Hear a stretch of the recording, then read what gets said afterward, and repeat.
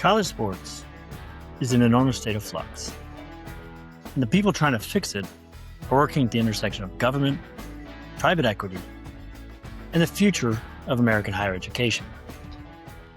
Chris Bevilacqua has spent 4 decades at that intersection. He's a senior advisor at Rothschild & Company, a partner at Smash Sports, a private equity firm operating in the college sports space, and an independent board director at Playfly Sports. If you want to understand the business of college athletics, Chris is one of the few people talking directly to senators, athletic directors, and institutional investors all at the same time. In this conversation, Adam and Chris break down the $5 billion annual deficit threatening the sustainability of college sports, why Chris believes media rights for college football are worth nearly 4 times what they're currently fetching, how private capital could serve as a bridge financing over the next 8 years, and what role real estate and artificial intelligence will play in reshaping the college sports model for the long term. If you're interested in or are currently working in the college sports landscape, or like me, are an enormous fan, this is a can't miss episode. I'm Bryce Clinton, and this is the Roar Podcast.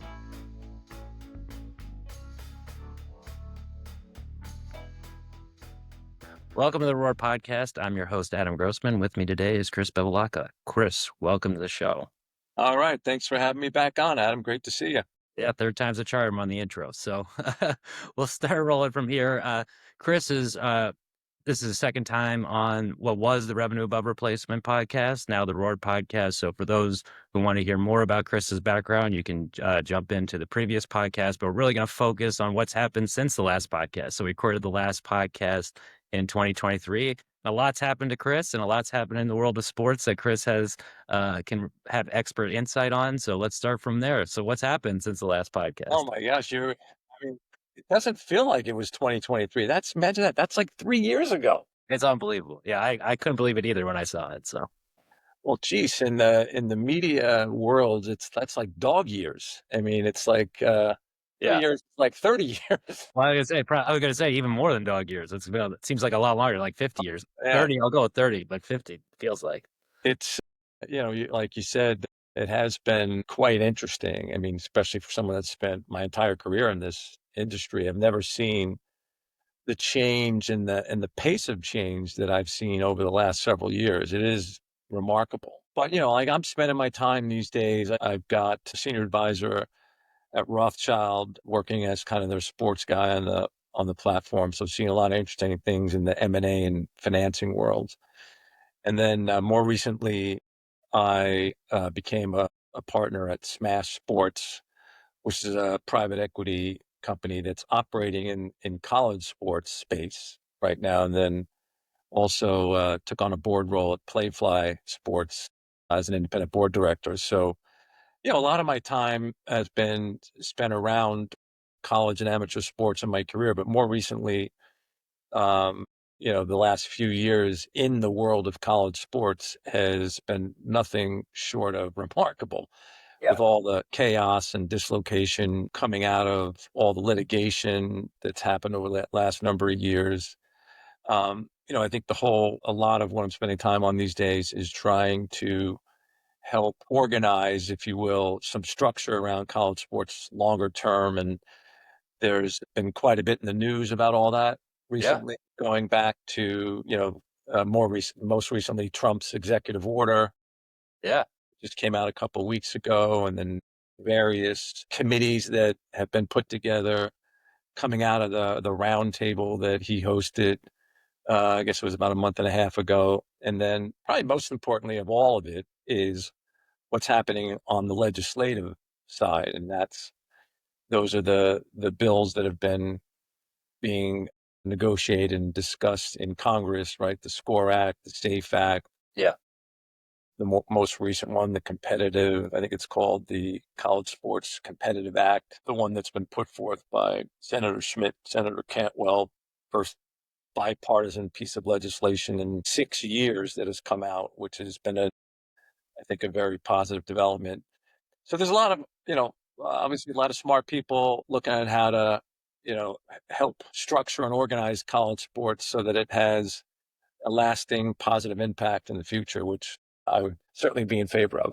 Yeah, and part of the reason we caught up a little bit last week, and part of the reason I wanted to have on the podcast is specifically to talk about what you just talked about, particularly because you're talking and have spoken to senators, to congressmen, their staff, about this issue. This issue, as you mentioned, has bipartisan support, which is very rare, obviously, for issues in DC, or increasingly rare, at least I should say, for issues, particularly on the federal level. So, what are you talking to them about? What's going on from your perspective? How has the legislation been coming along? Yeah, I mean, I think, broadly speaking, and I'm one of many that are invested in and involved in, in all these conversations, and I think the, Well, I the, mean, the big, I was going to just say you're the guy at Rothschild. You're also the guy for the Senate and Congress, I assume, right? You're the main guy, right, that they're talking to. who's that now? You're talking about You're talking to you, yeah. You're the main guy, right? You're the well, guy. I don't know if I'm Now the you're the main guy guy, at but Congress. You got to be the guy everywhere, right? got to be one of the guys anyway. No, I think, listen, the only way this is going to get, some stability is going to come back into this whole. Remember, this is a gigantic ecosystem, right? That it's a platform. We think of it, college football and basketball, the two most visible sports, but there's 35 other men's and women's sports, and it's a platform that involves 550,000 athletes. It has 1,100 colleges and universities. It's a massive platform that also is the feeder system to the Olympic movement worldwide. I mean, if you just look at where all the athletes that compete in the Olympics, where they come from, and the vast majority of them are coming through the American collegiate sports system. So involves yeah, a lot of communities, a lot of universities, obviously a lot of student athletes, a lot of fans and alumni, and it really is the only system in the entire world where you could get a world-class education and compete at athletics at the highest level. And that system that has served our country so well over the last 100+ years is now under enormous stress. And there's been, I think, a much more focused effort now over the past several years to try to put some long-term stability back into the platform. And what's happening through all these various conversations and various constituencies now bubbling up to legislation on a federal level. Yeah. And the legislation really is designed to kind of hit three major areas. The first being the cost problem, right? Costs are out of control. We now have revenue sharing, and we now have NIL, and revenue sharing really, it's supposed to be a cap, but it's really not a cap. It's just a floor. And then you add NIL, which is uncapped. Yeah, just to stop there, because I've heard the same thing, and people maybe like a particular audience, right, from a cap to a floor. Like, what do you mean from a cap to a floor? What do you? Meaning like when the House litigation was settled, right? And the $2.8 billion settlement that was going to be used to pay athletes from the past, and then put in place for the next 10 years a revenue sharing option that starts at $20.5 million in year one and then rises over the course of the next 10 years. And that $20.5 million is now revenue that athletic departments can share directly with athletes. So that just added another $20.5 million per year onto athletic department budgets that were already $20 to $25 million a year in deficit. Right. So now you have the average deficit across Division I, let's just say FBS, 138 football schools at roughly $40 million. So you're talking about an industry that is operating in $5 billion a year in deficit. That is not sustainable. Okay, so even if the legislation that's being discussed is among the things is how do we put caps on all these out of control costs? So even if you came up with the idea of a cap, all you'd be doing is you'd lock the system in at losing or operating in deficit of $5 billion per year. Well, That's not sustainable. yeah, on that front, I think one of the things that people talk about is, yes, you're paying players more, but coaches, administrators, salaries have all gone up. And do you think part of this deficit reduction is not just looking at the athlete side, but obviously looking at, the kind of the cost structure of these athletic departments and administrators, coaches? Is that something we should be looking at as well? Yeah, I mean, I think you'll hear like one example is agents. I think you're gonna have clearly something that looks more like the professional leagues that have to certify agents. There'll be some requirement to have agent certification and caps on commission fee structures. Right now, 25-30% is crazy. That's not the market for these kinds of games. So I think those kinds of things are going to get addressed. On the coaches side, I'm not really sure. Like this is still the free market, right? Coaches are going to provide services, and good ones are going to get paid well, and bad ones are going to get fired.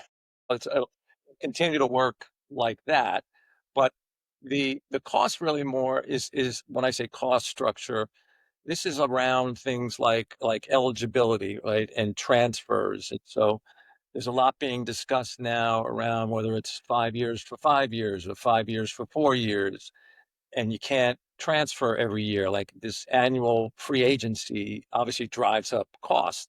So putting some governors around that will be, I think, a key part of what's being discussed legislatively that will have real, cost controls, so to speak, put on it. So you have all the things around, legislation that are going to attempt to address, let's just say the cost issue. Then you have the other big bucket is, okay, once you've addressed cost, we have a platform that is massively under monetized, right? Exactly. And so you've heard some of the data, right? As an example, the NBA, who just did their recent media deals, has half the audience of college football, but yet they get twice the revenue. Right. Exactly. So there's a huge under monetization aspect to especially college football and basketball, to name the two that are the revenue drivers of the entire platform. Those are massively under monetized given the structure of how media rights agreements work. And like just in football alone is a good example, $4 billion a year right now for 12 deals, right? Those are the 10 conferences, Notre Dame, the CFP. So imagine if you got paid the same way for the audience that's twice the NBA, Yeah. that 4 billion should be more like 15 billion. Okay. So there's a massive undervaluation of college football right now. And so the idea, Oh, go ahead. I was just saying to hold on that point because I think this is like really your sweet spot. You're like uniquely qualified when it comes to media rights, college sports, and um, you mentioned $15 billion. I think and I really want to hold on the point about revenue increases because I think not that to be clear, I agree with you about coaches and administrators. There's a market rate, and it's not like that should be held back. But I do think from a cost issue and a structural issue in terms of profitability and net negative cash flows potentially, there is an under monetization clearly, and we could talk about your role at Playfly and how you guys are helping from that perspective. And we talked a lot about that with Craig Craig Sloan, the CEO of Playfly, in a previous episode. But do you think the gap really could be $15 billion if the college sports rights, do you think there's enough demand, there's enough entities that'd be willing to pay for it? Do you think, given all the other things, particularly if the NFL rights come to market, could colleges get up to, you think, $15 billion or somewhere in between that $4 to $15 billion? well, I think it's whatever it ends up being, if and when they're able to come up with a unified structure. And you can't really do that. Most people know, right? There's a whole bunch of existing contractual arrangements in place, which will have to run their course. That'll get you all the way until 2034. So the way to think about it is, what is the market going to look like in 2034 if you're able to take what is about 4 billion viewer hours, which is a massive chunk Absolutely. of engagement, and put that into the market in 2034 with, lots of competition. Okay. Yeah. And I can tell you what the math says. The math says, all right, well, if the audience, if those 4 billion viewer hours are getting properly compensated in a highly competitive market 8 years from now, what's that worth? Yeah. Worth a hell of a lot more than 4 billion. Right. That's the point. Exactly. Yeah. So whatever it is, it's going to Yeah. be a lot more than it is in today's current construct. My sense is that that's kind of the low mark. I mean, then you start thinking about in a unified structure, what can you do to beyond in a world of personalization, in a world of technology, where you're looking to use high quality sports to mitigate churn as an example and lower customer acquisition costs. And in a world of streaming for like right now, this year was the first time ever that more content was viewed streaming than it was on linear, right? So now the majority of the way that most people are consuming content is now, especially live sports, is going to be it's a streaming first strategy. And guess what? There's a handful of multi-trillion-dollar streaming companies that like live sports.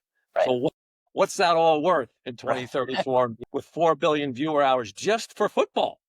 Right. Exactly. Okay, so adding everything else on top of Right. that, my sense is it's going to be worth quite a bit. On the competitive front, I mean, the NFL is testing that right now, right? Exactly. Because they have this well-reported option to reopen their agreements before remember they were originally 11-year agreements, and they can open them up after year 6 or 7.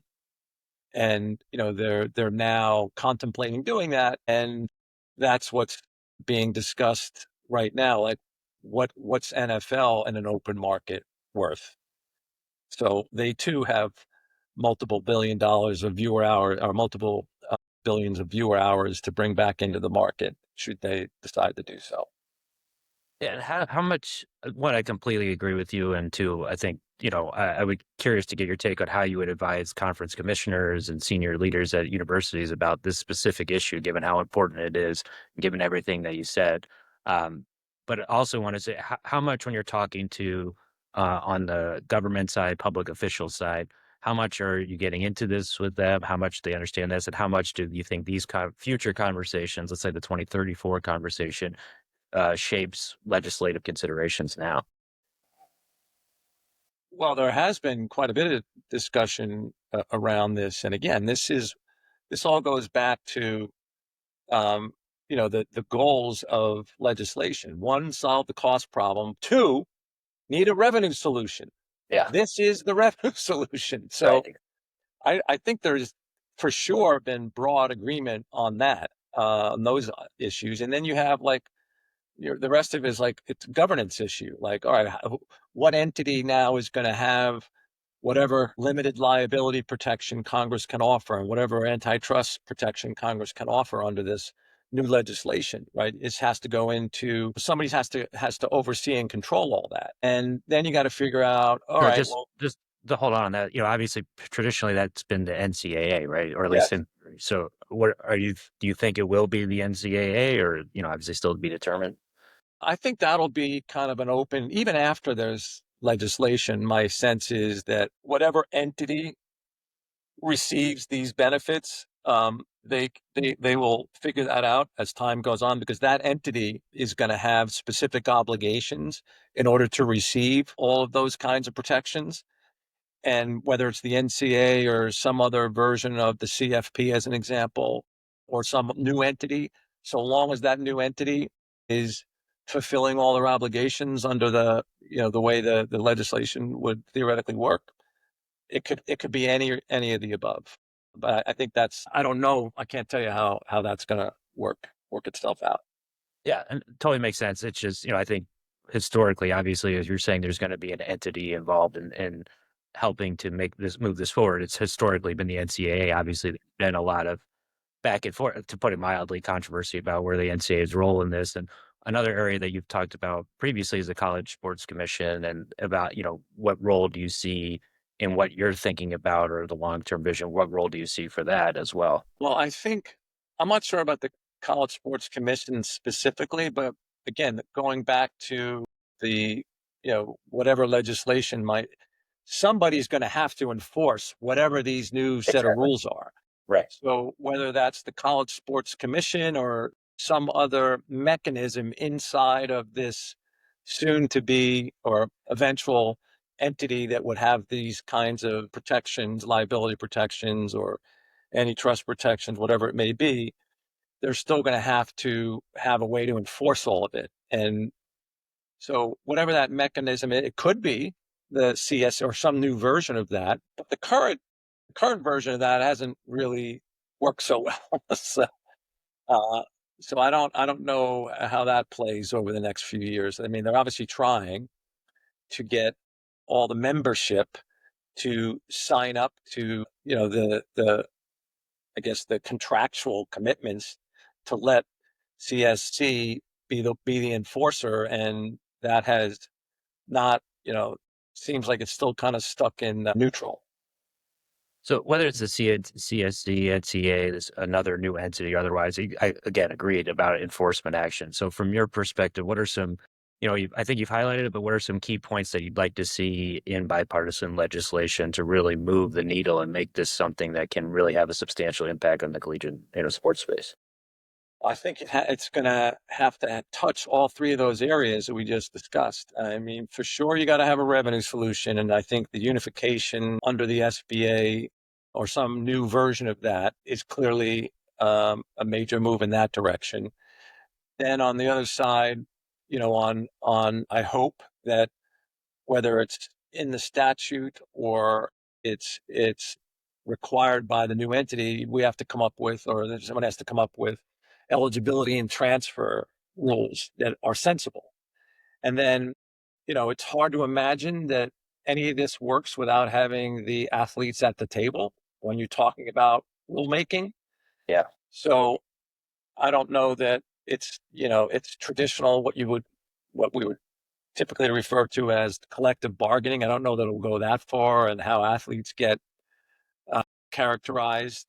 I know there's been a big debate about whether it's employee or non-employee or independent contract, whatever it is, right? There's going to athletes are going to have a say. Like, it just would seem impossible to come up with something that has bipartisan support that doesn't somehow have the athletes at the table when you're talking about working conditions. I don't see how that happens. And from your perspective, what does sensible transfer rules look like? Are you talking maybe limitations on the number of transfers? Or? Yeah, I don't think I mean, let's start what it shouldn't be. It shouldn't be annual free agency for everyone. Like, that seems silly, right? That just creates chaos and lots of bad behaviors. So I think a sensible rule is kind of back to, part of what it used to be, which is you get one transfer during your 4 years or 5 years, however long they decide it should be, unless there's some extenuating circumstances. My coach left, he recruited me, or she recruited me, and then she left. If I've already transferred, I ought to have another opportunity to go in that kind of circumstance. Otherwise, it's 1 year, and if you do it again, then you got to sit out a year. That's kind of back in the day, a version of what it used to be. So I think that to me sounds sensible. One thing we should note here is that we previously, a student of mine in the Master's of Sports Administration at Northwestern, he did a systematic analysis of transfers in the pre and post kind of NIL era. And he found that the current market is functioning like a labor market with incentives structured in a way that not everyone, but in general, players were maximizing their incentives, which was either more playing time, or this was only focused on college sports, on more playing time or a better path to the NFL. And, it was basically functioning like you would expect a labor market and a functional labor market to operate. And I think one of the things that's interesting from my perspective is you can do an academic analysis, do, what people are seeing on a day-to-day basis, particularly at top schools. I think you have to kind of hopefully merge both of those together. But from your perspective, I guess, does that shift or change if you're seeing it like on a holistic kind of more academic study basis? Because I don't think it will necessarily, but does that shift your perspective at all on transfer rules, or what you think sensible transfer rules would look like if you are seeing like this function? That's not the only thing to consider for sure in college sports, but if that's one of the factors, does that shape or alter your opinion of what you think about like for sensible transfer rules? Well, I mean, I suppose it could, but um, the one thing that I'd love to see I'm a little more old school on this. I mean, go back to what I said at the top. Like this is the only system in the world where you can get a world class education and compete at athletics at the highest level. So I'd love for there to be some requirement, some minimum standard of being an athlete. Like you're going to class, like you're trying to get a degree, right? Yeah. Like let's have the incentives align such that it respects the fact that this athletic platform sits inside of a higher education platform. So if you want the benefits of being a college sports athlete, which clearly, in a world of NIL and revenue share and hopefully some sensible transfer, you will get great benefits. And so, but shouldn't there be some tethering to the educational mission in order to get those benefits? That would be a view that I would want to see. Yeah. And one thing from a labor market perspective, right? You don't just work and go, you have to, there's organization culture, organizational or institutional knowledge, culture, relationships. It's not like even if you're an employee, you just get to do whatever you want. Like that's not the case. I think it's exactly what you're saying. Shouldn't there be a marriage of these different factors to come up with a sensible solution, which I think totally makes sense. It's just, I think that was what was so interesting about Mac, or at least from my perspective, about Max's paper is I think there are, and I think even now, I would say like before I read this paper, I had a similar point of view about transfers and like this seemed to be like happening a lot. And then looking at it systematically, I think there's probably a little more nuance, at least from my perspective. I'm not going to obviously speak on your, but, it goes to, go ahead. Sorry. No, I agree with you. Yeah. Yeah. And it goes to another question. It's kind of, from my perspective, like you said, you've been talking directly to legislators on this topic. Has there been anything that's come up from those conversations that you think would be surprising or not something you expected to think about or consider as they're trying to put together this legislation?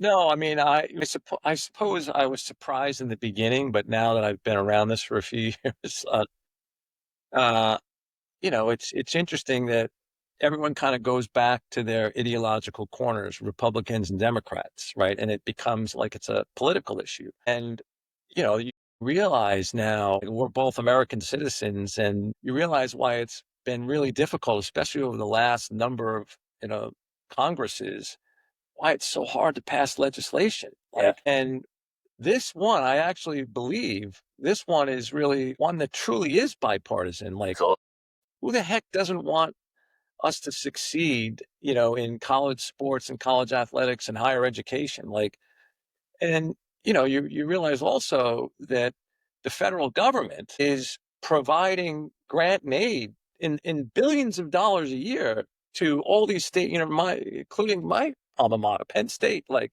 over $1 billion a year is coming from the federal government to Penn State for research grants, not to mention a few $100 million from the state. And that plays itself out across the country. And so there really is an alignment here and a political alignment, but these are very tough issues, right? When you get down to the heart of it.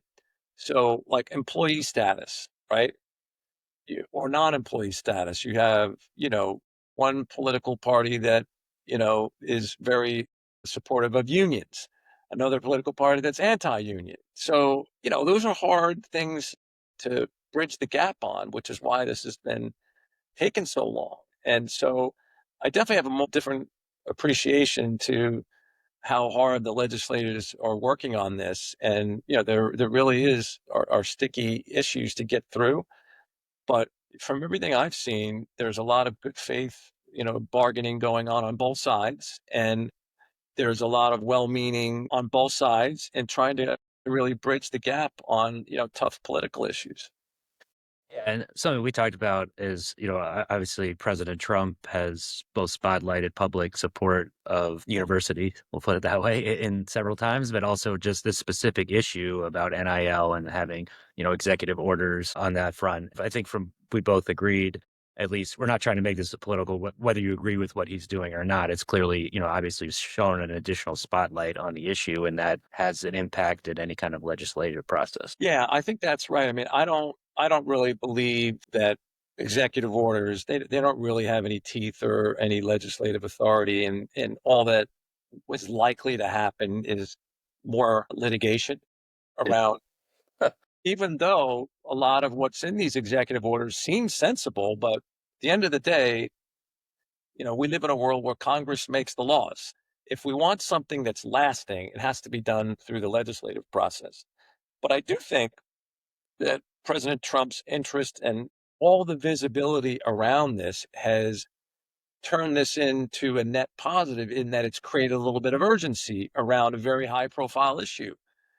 And it's one that a lot of people care about. So I think it's created some urgency and some momentum that I'm hopeful is going to lead to legislation this summer. And that would be an amazing outcome.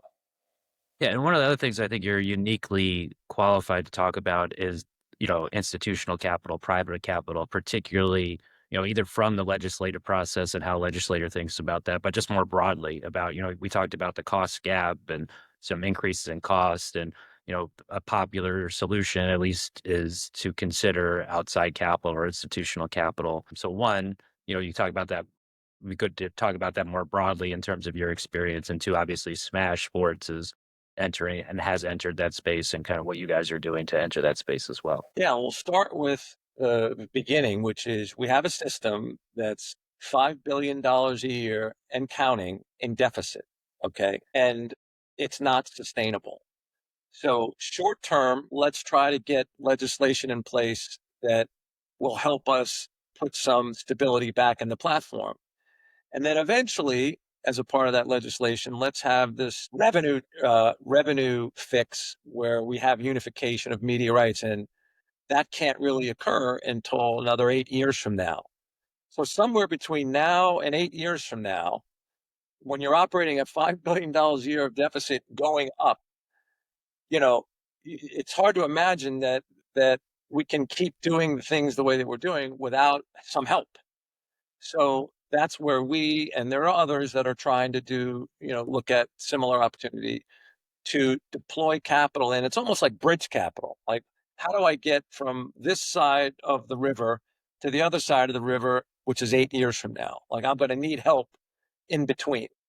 And that's really where I think we fit in, and others that are looking to deploy capital in a way. And then, if you're one of those that are in $40 to $50 million a year in deficit, you want to have capital that comes in the cheapest form or the least expensive form, not only in cost of capital, but then you have governance issues. And like, okay, if I give you money, like any investor, I'm going to want to say in how you run your business, right? So the capital that will have to come into the system in order to keep it solvent over the next 8 to 10 years has to come in a way that works, not only for the investor, but for the university, and do it on terms and do it under conditions that are fair.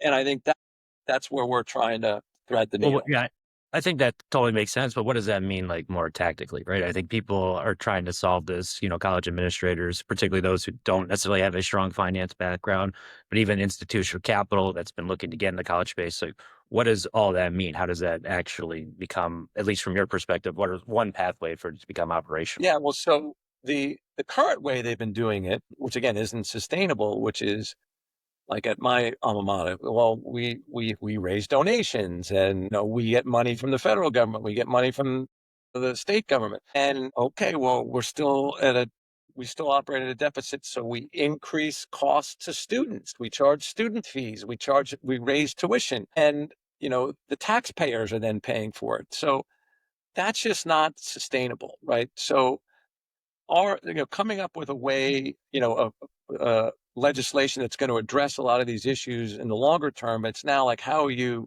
what's actionable? So schools are now starting to consider. You saw this with the Utah Otro deal, right? They created, they essentially sold 49% of their athletics department, but that comes with governance. Like, I haven't seen the agreement. I don't think they put the agreement out there, but that's you're selling a lot of your upside now in order to get money now, right? So that's what I would describe as very expensive capital. Now, it may work for Utah because they've decided that they need help now, and this is the way they're going to do it. I think there are other flavors of that where, there's potentially different ways to do it, and the cost of capital isn't as great, and the governance issues can be addressed. So I do think that you're going to see a handful of these things. I wouldn't call them experimental because they'll be real deals, but they're not all going to be cut from the same cloth. And so I think that, in the near term, if you're a president or an athletic director and you're looking at, all right, I'm operating at $40+ million a year of deficit, how am I going to keep my 25 or 30 men's and women's sports operating in a way that's consistent with what I've done in the past? If I don't have some help here, you can only ask your alumni to donate so much. You can only keep raising tuition. You can keep raising the fees to attend athletic events. There's not a lot of there. Yeah, I mean, I think from the Ocho deal functions more like an equity arrangement, if not entirely an equity arrangement, where it sounds like maybe not Smash specifically, but maybe yes, Smash specifically, looking at more loan instruments or debt instruments to help finance. Is that when you're saying lower or less expensive capital? Yeah, no, I think that's right. There's different flavors to all these things, and finding the sweet spot, I think will be what kind of comes out over the next year or two about what's the best way to do this. Yeah, and you're talking, and that's kind of what I want to get at is like you're talking to college administrators, and both sides, right? You're talking to LPs, capital partners, in addition to.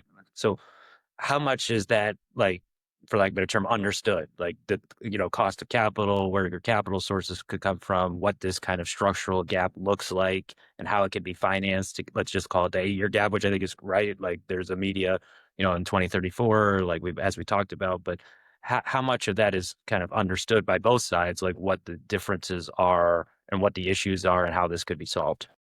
Yeah, I mean, it's still very early days. I mean, like I said earlier, there's only been one, or actually two, the Michigan State one, which happened a few months ago. But suffice to say, I think what it has done is it's ignited a lot of these discussions. And, I think that universities aren't really set up to do these kind of things. So there's a little bit of a learning curve. So, that's one of the things, having spent 40-year career in the sports business with a vast majority being in college sports, like, we have a lot of relationships on campus these days, and these are early discussions, and there's a lot of education that has to go on. Like, universities aren't really set up to do these kind of things yet. I mean, that's all part of like the learning curve. So I think it will take a little bit of time, and like most things in the sports business, you always have a bunch of early movers, and then you got a whole slew of fast followers.